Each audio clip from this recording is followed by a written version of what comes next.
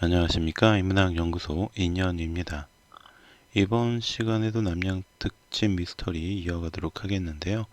오늘은 그 5번째 시간이고요. 미스터리한 세계의 괴물들 그 첫 번째 시간이 되겠습니다. 미스터리한 세계의 괴물들 첫 번째 시간, 빅풋과 예티 그리고 마핀 구아리에 대해서 이야기를 나눠볼까 합니다. 지난 시간에 다루었던 베니싱 현상에 대해서 더 여러가지 사례들을 소개하고 싶지만 그랬다가는 남양 특집이 다 끝날 것 같아서 다음에 다시 기회가 된다면 또 다뤄보기로 하고, 이번 시간에는 세계의 각국에서 목격담이 들려오는 괴물들에 대해서 이야기를 해볼까 합니다. 물론 우리나라의 경우엔 조선왕조실록에 기록된 괴물에 대한 이야기를 이미 다룬 적이 있었으니까 패스하고요. 외국의 괴물들을 대상으로 이야기를 해볼까 합니다. 우리나라의 괴물들은 제가 한국사 미스터리에서 조선에 등장한 괴생명체 파트 1, 2로 나누어서 소개를 해드렸죠. 자, 오늘 첫 번째 가장 유명한 미스터리 생명체 빅풋, 사스쿼치 혹은 예티라고도 불리는 이 빅풋에 대해서 이야기를 해볼까 해요. 말 그대로 큰 발을 지녔다라는 의미의 빅풋은 북아메리카의 로키 산맥에 사는 거대한 미확인 생명체로 정의할 수 있고, 사스쿼치라고 불리기도 하는데 이것은 아메리카 원주민들의 언어로 털이 많은 거인이라는 뜻을 가지고 있다고 합니다. 빅풋의 흔적을 처음 발견한 사람은 1811년 탐험가였던 데이비드 톰슨이었다고 알려져 있습니다. 그는 당시 콜롬비아강 근처에서 길이가 35.5cm나 되는 발자국을 발견하게 됐는데, 이것은 도저히 인간의 신체 사이즈로 볼 수 없는 크기였죠. 그래서 이때부터 이른바 빅풋이라는 존재가 주목을 받기 시작했습니다. 그 후에 캐나다의 깊은 산속에서 휴가철 오두막을 임대해주는 일을 하던 한 남자 역시 빅풋의 것이라고 추측되는 증거를 발견했는데, 그는 어느 날 엉망이 되어 있는 오두막을 발견하게 됐고 이상하게 여겨서 사진을 찍은 뒤에 동물학자에게 보내게 됩니다. 사진을 받은 동물학자는 직접 이 방문을 해서 오두막 안으로 들어가서 또 여러 가지 확인을 했고, 이런 짓을 할 수 있는 동물에는 곰 밖에는 없다 라고 생각했지만 이 행동 패턴이 곰과는 전혀 다르다라는 생각이 들었습니다. 그 정체를 궁금하게 여겼던 동물학자는 제보자와 함께 오두막 앞에 나사를 잔뜩 받은 장애물을 만들어 놓았고, 시간이 흐른 후에 와서 보니까 엄청난 크기의 발 모양을 한 피가 묻어 있었다라는 것을 발견합니다.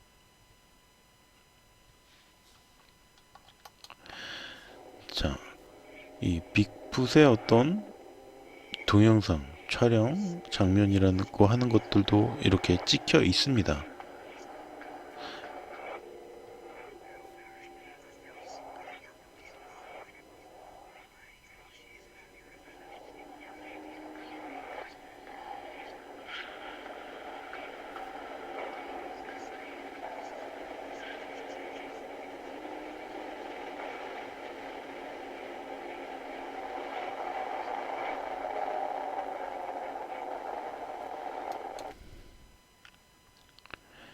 자, 이 영상은 1967년 로저 패터슨이라는 인물이 미국 캘리포니아주 유레카 지방에서 찍은 영상으로 알려져 있습니다.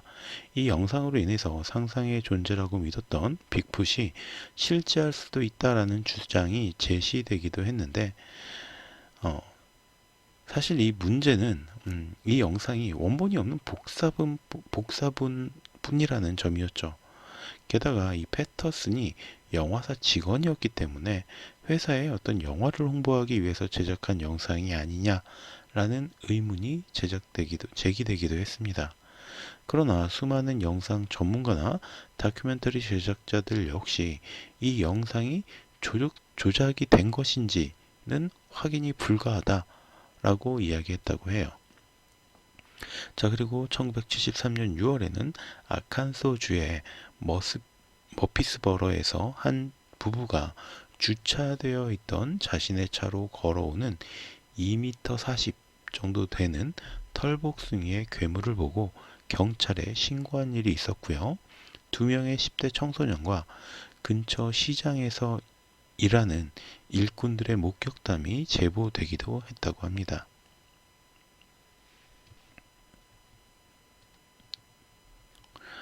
빅풋의 사진이라고 하는 것이 찍힌 것들도 있고요.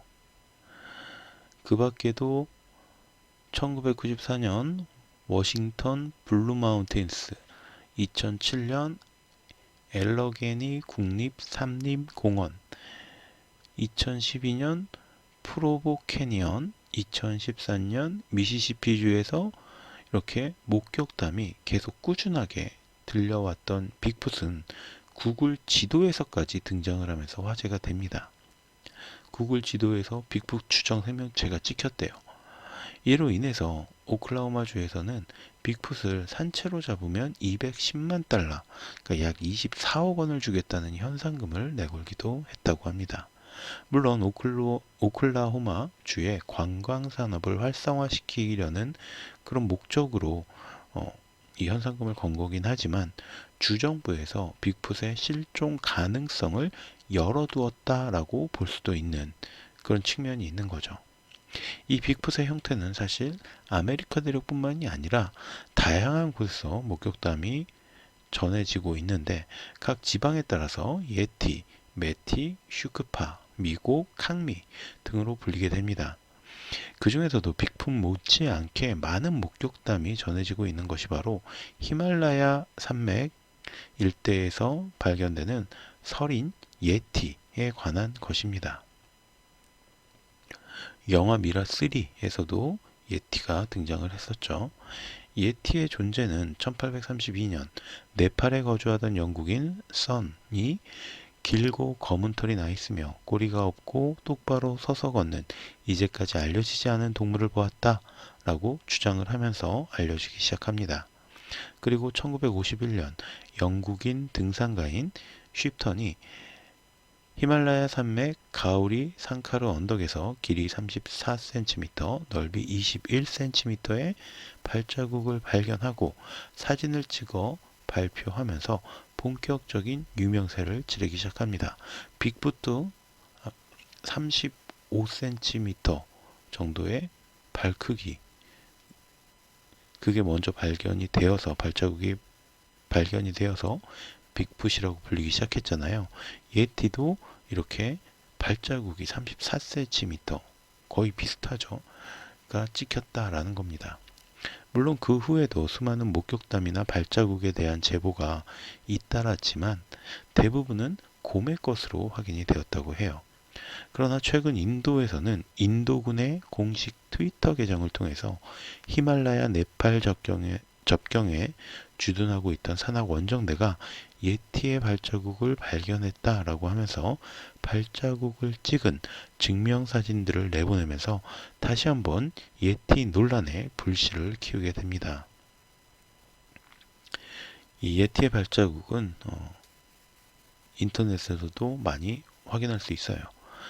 인도군 당국은 사진 속의 발자국은 길이 81.2cm에 폭 38.1cm에 달했다라고 전합니다. 그러니까 발이 어마어마하게 큰 거죠.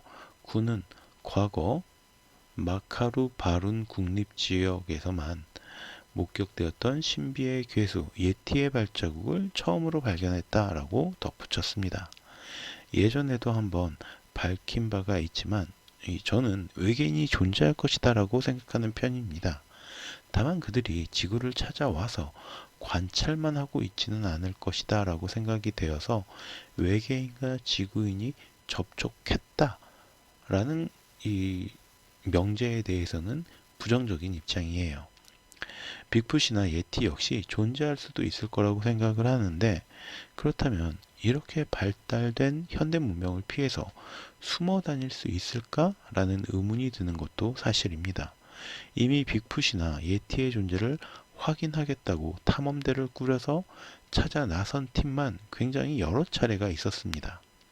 그럼에도 불구하고 이 어린 시절 KBS에서 방영했던 내 친구 바야바를 재미있게 시청했던 이 한 명의 어린 시청자로서 빅풋이 실제로 존재하기를 바라는 마음이 더 크다라는 사실을 말씀드리고 싶습니다.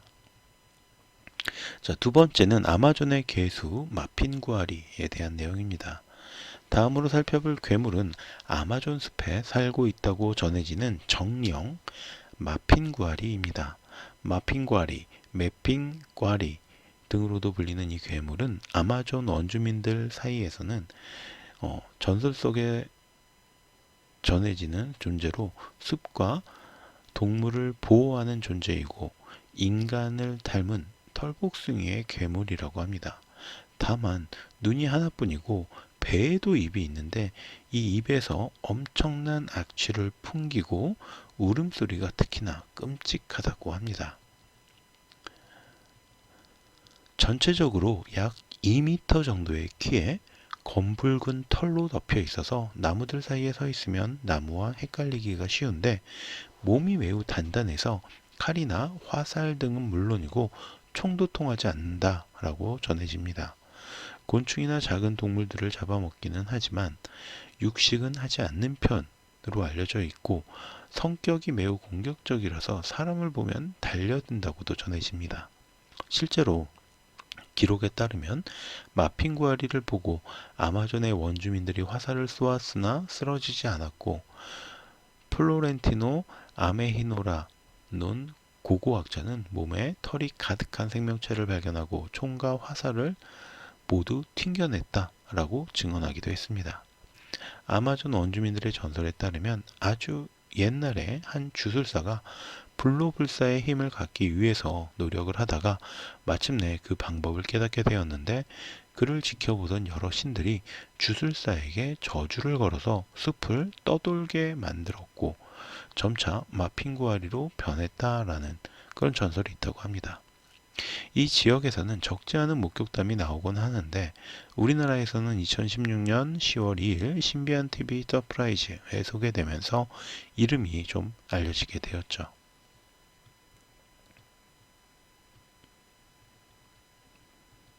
당시 방송에서는 1970년대 아마존의 작은 마을 파라에 사는 30대의 에디날도라는 사람이 팔과 다리에 상처를 입고 돌아왔다라는 사실과 함께 그가 숲에서 정체를 알 수 없는 괴수에게 공격을 당했다라고 전했습니다.